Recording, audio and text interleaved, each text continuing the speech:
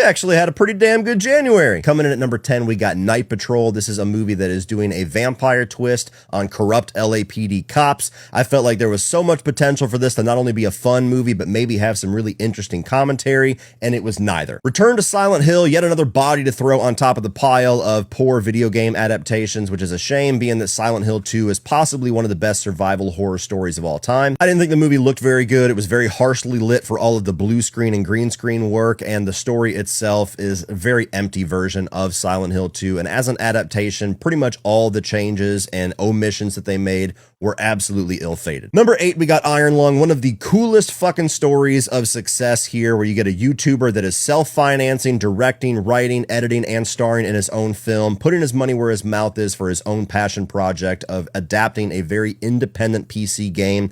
Gotta love the success this movie has had. But with that said, didn't really enjoy the film. I thought it was very monotonous. It was very repetitious with the visuals, especially that we were getting, and there is no reason why this needed to be over 2 hours long for the story it was trying to tell. But the production value was great. Markiplier was actually a pretty good actor, so I hope he continues to make more films, and I'll be there day one. Shelter, this is the latest Jason Statham movie where the way you describe it is it's a Jason Statham movie. Mercy, a movie about a cop trying to prove to an AI judge that he is innocent for his wife's murder. While this thing certainly is way over budget and there is a lot of over-the-top action blockbuster stuff in the third act that maybe it didn't need, I actually did enjoy this film. I thought it was a nice little change for screen life, and I'm a Chris Pratt fan, sue me. We Bury the Dead, a slow burn drama about a woman trying to find her long-lost husband in the middle of a zombie apocalypse cleanup effort. This is much more drama than horror, but is a very unique take on the zombie subgenre that overall I thought was a pretty good change of pace. The Rip. I don't typically bother with any Netflix or streaming service films, but I love Matt Damon and Ben Affleck and Joe Carnahan as a filmmaker, and I thought this one was actually a pretty solid thriller. Primate. This is an animal attack horror film where a rabid chimpanzee is attacking a group of teenagers. There's not a whole lot to write home about as far as character work here, but the practical effects on the chimpanzee as well as the gory kills was awesome. 28 years later, The Bone Temple. As somebody who was very disappointed with the previous movie, this one was absolutely my cup of tea. Nia DaCosta is a phenomenal horror director.